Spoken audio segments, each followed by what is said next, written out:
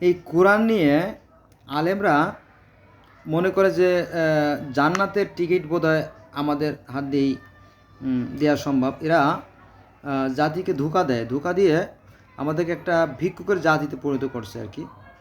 কিন্তু এই কোরআনকে যে আমাদের বাস্তব জীবনে প্রয়োগ করতে হবে সেই বিষয়গুলো আসলে হয় না। আমরা জানি যে নবী মুহাম্মদ সাল্লাল্লাহু আলাইহি ওয়াসাল্লাম সেই যে মক্কার যে মসজিদ সেখানে বসে তিনি মানুষের ব্যক্তিগত, পারিবারিক, সামাজিক, রাষ্ট্রীয়, স্বরাষ্ট্র, পররাষ্ট্র, অর্থনৈতিক, স্বাস্থ্য বিষয়ক বিভিন্ন ধরনের সলাহ পরামর্শ দিতেন। অনেকটা সংসদ ভবনের মতো। যেমন সংসদ ভবনে যেমন প্রধানমন্ত্রী তার যে সাংসদ তার দলবল নিয়ে বসেন এবং সেখানে বিভিন্ন বিষয় আলোচনা হয়, সমস্যার সমাধান দেন, সেই বিষয়টা ছিল মূলত মূর্খ। কিন্তু এখন আর সেটা হয় না। অর্থাৎ সেই যে ইসলাম, সেই ইসলাম আর এখনকার ইসলাম কিন্তু এক না। হ্যাঁ, এখন মূলত মসজিদগুলো তৈরি করা হয়েছে ওই মসজিদের আশেপাশে যে সমস্ত কমিটির লোকজন আছে যারা বিত্তবান সম্পদশালী, তাদের ব্যায়ামাগার, অর্থাৎ ওখানে সকাল বিকাল যায় একটু ব্যায়াম ট্যায়াম করে, একটু কিস্সা কাহিনী গল্প টল্প এইগুলো করে তাদের জন্য মূলত এগুলো করা। এসি রেসি করে আর কি।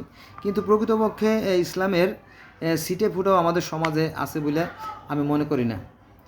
আপনিও তাই মনে করবেন, কারণ আপনি বাস্তব কোনো দৃষ্টান্ত দেখাতে পারবেন না। হ্যাঁ, এটা সত্য। কারণ আমাদের বাংলাদেশে যে সংসদ ভবন, এই সংসদে যে 300 বা 350 যে সাংসদ আছে, হ্যাঁ, বা সচিব আছে, এদের মধ্যে হাফেজ, কারি, মৌলানা, মুফতি, মুহাদ্দিস, মাশায়েখ, পীর বুজুর্গ আপনি একজনও পাবেন না। কেমন কথা বললেন? হ্যাঁ, আমি তো ঠিকই বলছি ভাই। একজনও পাবেন না। তবে কি পাবেন? চোর, চোর। আমি সচিবালয়ে ঢুকতে গেলাম, আমার মাস্টার্সের যে রেজাল্টটা এটা অন্যায়ভাবে আটকাই দেওয়া হয়েছে। পরে আমি ঢুকতে গেলাম, তো এনামুল সুবেদার নামে এক ব্যক্তি, সুবেদার এনামুল, সে আমাকে 500 টাকা ছাড়া আমাকে ঢুকতেই দিল না। আর বর্তমানে বোধহয় 1000 টাকা নেয়, আর যদি কেউ বেশি দেয় তো খুশি আর কি। তো এই আর অবস্থা। হ্যাঁ, এরা পুলিশের চাকরি তো মূলত চাকরি, এটা ডাকাতি আর কি আমি মনে করি। তো এই হলো আমাদের অবস্থা। আর ওখানে তো খালি চোর আর চোর। এই হলো অবস্থা। ঠিক আছে, চলতে থাক, আমিও চলতে থাকি, দেখা যাক কি হয়। আল্লাহ বলতেছেন যে আমি তোমার পূর্বে কোনো মানুষকে অনন্ত জীবন দান করিনি, সুতরাং মৃত্যু হলে ওরা কি চিরজীবী হবে? এটা আছে সূরা আম্বিয়ার 34 নম্বর আয়াতে।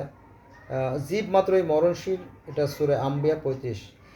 এইটা যদি সত্য হয়, কোরআনের এই আয়াত যদি আমরা সত্য ধরে নেই, তাহলে মানুষ মাত্রই মরণশীল। নবীও মানুষ ছিলেন, তিনিও মারা গেছেন। এমনকি ঈসা নবীও মানুষ ছিলেন, তিনিও মারা গেছেন। এরকম বিষয়টা আর কি। তো আমাদের ইসলাম ধর্মের একটা দল আছে, তারা বলে যে হ্যাঁ, ঈসা আলাইহিস সালাম রোম সম্রাট পিলাতের হাত থেকে পালায় চলে আসে কাশ্মীরে, ভারতের যে কাশ্মীরের শ্রীনগর, সেখানে তিনি পালায় চলে আসে এবং এখানে তিনি ইসলাম বা ধর্ম প্রচার করেন এবং তিনি মারা যান। সেখানে ঈসা নবীর মাজার আছে। কারণ গরিব মানুষ তো মানুষ না, গরিব মানুষ মানুষের জাত না, এদের কোনো খোঁজ খবর কেউ নেয় না, বুঝছেন? তো উচিত কথা অনেকেই বলতে পারে, কিন্তু উচিত কথায় মানুষ লক্ষ্মী বেজার হয়ে যায়। আমরা যাদের টাকা আছে, যাদের ক্ষমতা আছে, তাদেরকেই মূলত মূল্যায়ন করি। এই আর কি, আর কিছু না। তার এটা তো ব্যবসা, ধর্মটা এক ধরনের ব্যবসা আর কি। কারণ ব্যবসা এই জন্য যে কারণ সৃষ্টিকর্তা প্রত্যেকটাই ভালো মন্দের জ্ঞান দিয়ে দিয়েছে, প্রত্যেকটা মনে বুঝতে পারে। হ্যাঁ, আর কিছু লাগে না। যদি মানুষ যদি তার জ্ঞান বুদ্ধি দিয়ে চলে, তাহলে আর কোনো কিছু দরকার হয় না বলে আমি মনে করি আর কি। এটা আর কি। তো এই পর্যন্ত রইল। সবাই ভালো থাকবেন। আল্লাহ হাফেজ।